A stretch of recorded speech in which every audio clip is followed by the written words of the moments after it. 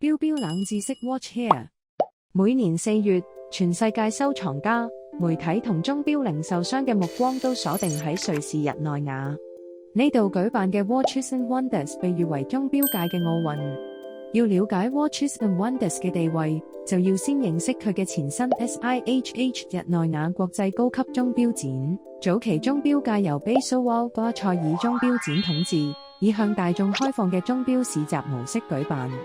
然而喺1991年，以卡地亞為首嘅力豐集團決定追求更精緻、高端嘅展示環境，於是自立門戶創辦咗 SIHH。當時呢個係一個極其封閉嘅私人俱樂部，採取嚴格邀請制，只招待全球最頂尖嘅 VIP 同媒體。隨住時代變遷，主辦方意識到必須同大眾建立連結。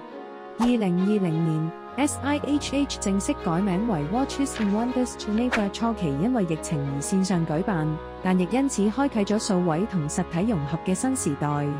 隨住老牌霸主巴塞爾走入歷史，勞力士、百達翡麗、香奈兒等巨頭亦宣布正式進駐。發展至今， Watches and Wonders 已經唔再係小眾沙龍，而係設有公眾日嘅全球盛事。到咗今年，參展品牌將擴大到史上最高嘅66個，連 AP 都宣布回歸。I'm thinking I'm back。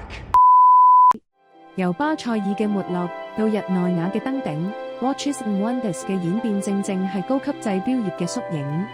佢唔再只係品牌同經銷商嘅商務場合，而係一個傳遞品牌靈魂同機芯技術嘅藝術殿堂。